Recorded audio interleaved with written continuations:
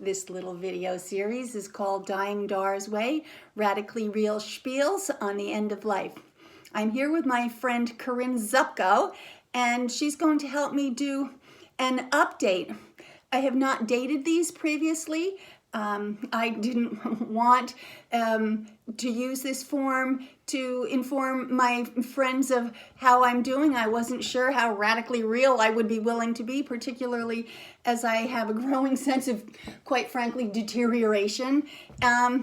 But fortified by a good friend's presence, I decided to go ahead and do this December 28th, 2019. I am down to 104 pounds now. One of the things that I've been telling people, especially women, is be careful what you ask for, because we're all just one terminal diagnosis away from our goal weight. So, I went sailing right through mine months ago. I'm not eating very much, but I still eat real food. I still cook, mostly soup and toast now. And I have to say that your appetite is a really good indication of how you're doing. I'm not scared of losing interest in food. It just feels like very normal, natural letting go process. And since I live in acceptance, and Corinne and I have a whole special video just on acceptance, that one is terminal, it feels like a good thing. It feels like the loving detachment from an active life is a good thing, including the loss of appetite. Another thing that Corinne and I have talked about is anxiety and depression. And I have mentioned in previous videos that the hospice service loads you up with this big box of suppositories and benzodiazepines and things for every eventuality. And so far, I'm like 9 months into the diagnosis. I still don't perceive the need for this. I do take some Tylenol now. There's so little fat on me. The catheter, it's mostly catheter pain, for which I am very grateful because it saves my life all of the time. But the catheter, goes into the sac by the lung here, and then they shoot it between your skin and your ribs, and then it comes out over right here, and they drain me once a week. So that's really the only thing that's so uncomfortable that I would take some extra strength Tylenol for. And I still have no sense of wanting to medicate anything away in terms of the depression or the anxiety. And I think we talked about this. It just feels like if you can move relatively easily into acceptance and you're surrounded by people who are not pushing their denial, projecting their sad feelings on you, at least for me, this has all been a really positive experience. There are two things that come up over and over, and so this is my end of year gift to people who are interested in how to die well. One of them is a problem and the other is a joy. I am so aware of, now she's in psychology, so she'll be able to help, of the methodological flaw from the point of view of the people who are seeking information that will inform their end-of-life decisions when they have a terminal diagnosis. Because once you're outside of the system, like you refuse whatever the oncologists are offering, your story doesn't get told. You're not in the numbers. You're not getting any kinds of scans or, CAT scans, PET scans, x-rays or anymore. I think I'm fascinating. Like, You are. Isn't she? She totally is. I think I'm fascinating because, depending on where you look, median survival time, if you're from the time you're diagnosed with stage 4, suddenly, and at 7.15 months, maybe 8 someplace. The oncologist said 10. So this, pretty much I'm there. I'm right in the middle of it now, and I don't look like I'm ready to fall over just yet. I'm a little bit breathless and I can't lift weights. I've never lifted weights, but I certainly wouldn't be able to do it now. And so I'm relying on you. She's a professor at the College of New Jersey, and I'm relying on the people who see these videos to help spread the word that stories like mine are not getting into the literature. It's through these videos that we've touched a couple thousand lives with these messages, that it's possible to die well. There's certainly books written about it. We love Atul Gawande on being mortal, and it doesn't necessarily have to be this gruesome, horrible period in your life that we need to run away with. Now, a lot of that has to do with where the pain is, where the metastases go. I fully admit I'm using I statements the whole time. I'm one of the lucky ones because it is possible for me to manage my own dying, and when I need them, that big bowl of controlled substances is there, ready to go, and I simply don't need them yet. And of course, what do the hospice people say?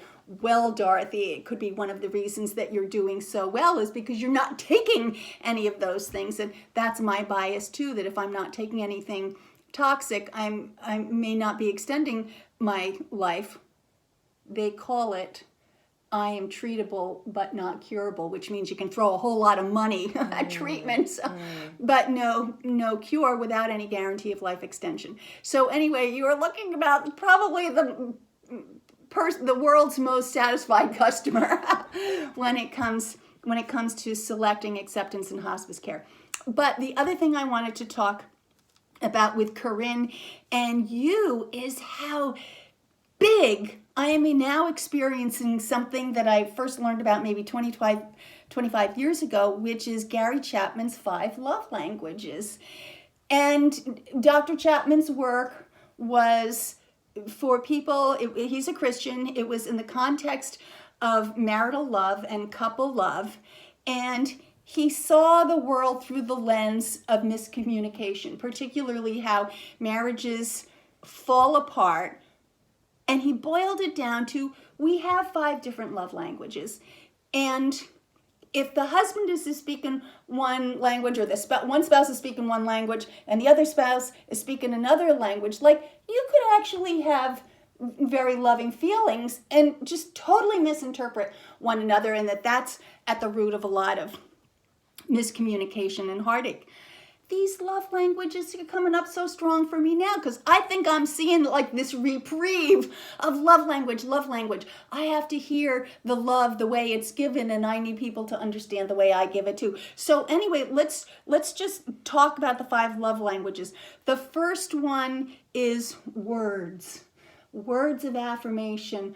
Oh, honey, you got a new haircut. It looks so beautiful on you. Let's go a little bit deeper than that. What would be words of affirmation that...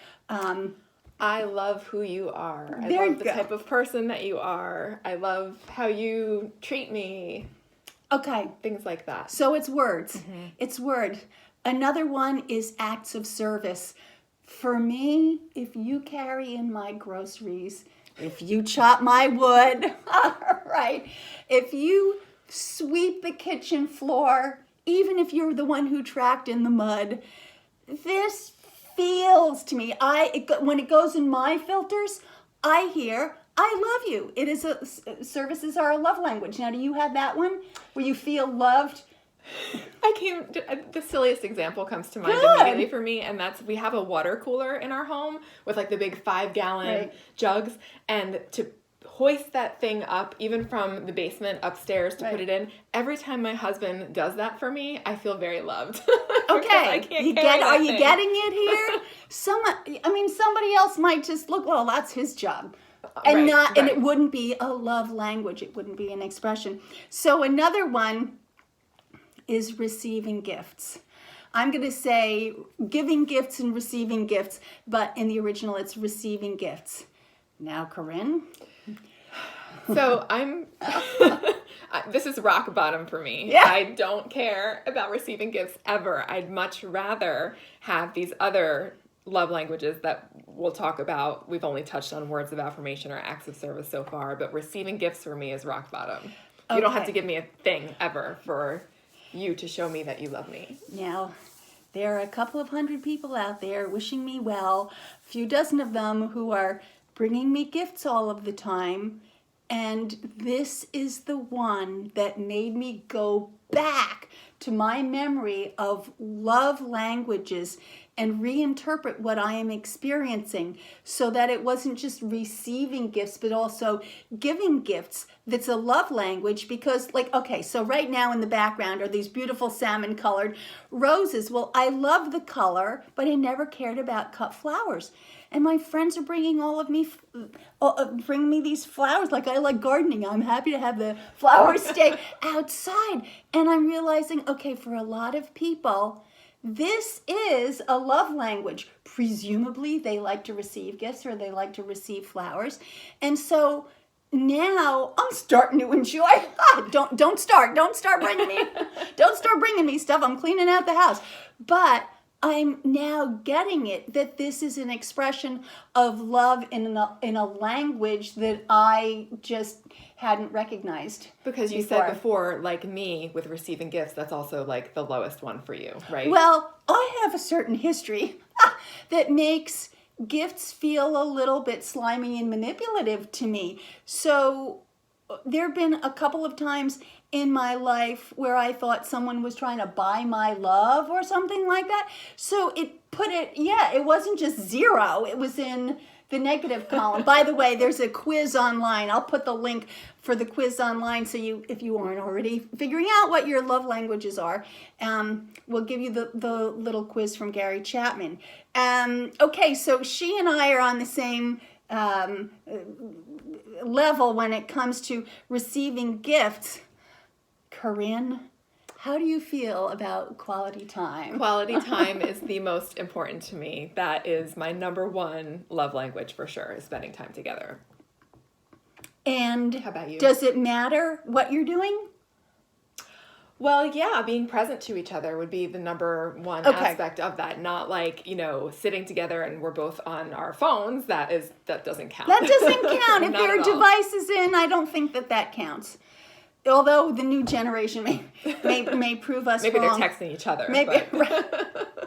No, that doesn't count for me. I don't think that counts for me either. So quality time is, I've got a different interpretation on this because there are two very important men in my life to whom quality time could be washing the car together, turning the compost or planting the seeds together. I don't recognize this as a love language, but I've learned by observing how important it is to them that this is an expression of love. Oh, I have to show up. Like if I'm working at the computer or cooking inside or something and Roger calls and says, help me put the tarp over the fig tree for the season or something like that. It isn't just that he needs me to do the end of season work. It's that my full presence doing a task that's important to him is a love language. Okay, so took me a few years to get that one. And the other one is physical touch. Mm-hmm. Mm-hmm. And that can be non-sexual, so just a hug, holding hands, embracing, and that's something that's definitely important to me as well. Yeah, so this is an interesting one for me because I would be okay with like an 80%, 20% deal on this. I used to be a massage therapist.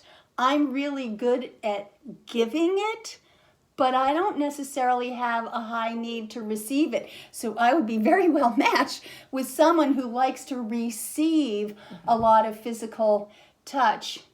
And I don't feel shortchanged at all if I don't get the same back. I would rather be spoken to in my love language than to receive the touch that I know is more important for somebody else to receive. So which is your number one love language for you? Oh, services. It's like off the charts. Acts of service. Acts of service. Absolutely. Absolutely. And yours is? Mine would be quality time. Okay. And we are both really in the negative on receiving and okay with words of affirmation and affectionate touch. I think a very common example, my husband and I are both very high, I think, on quality time. The mismatch, which we recognize, is that, for instance, he'll want to do an act of service. Like he'll show love by getting my car washed, and I feel like the rain washes my car. Like I don't really need it washed, but that's how he shows love. I'd much rather one of my other important ones, words of affirmation, just an occasional like, I don't know. That's really important. I love who you are. A little bit goes a long way. So if it's spoken in your love language. Exactly. So I had to recognize that he might not have a whole lot of words of affirmation in his love language, but the acts of service are so high for him. So I was able, and it's funny because I have not used the language of love languages before, but intuitively I bet you're going to start. Oh yeah, this is fantastic. So I would just like our parting words to be around how important this has become to me as I near the end of my life. I now hear and see people's words and actions in terms of giving and receiving in the love language of our choice, and trying to take those mismatches and line them up better by actually talking about love language. And even though Dr. Chapman never meant it to be about preparing for the end of life, he meant it for couples, this is turning out to be really accurate. And I have one parting thought there. A very wise friend of mine and I had a conversation about how intensely in character people remain when it's a high stress time, in my case, when I'm nearing death. And people do more and more of what they're already good at and enjoy regardless of the need. That has come up nowhere more than in how we express love. So thank you for sitting with us. And I don't know, if I'm feeling really brave and not too skinny, I'll do another update. Thanks. Bye.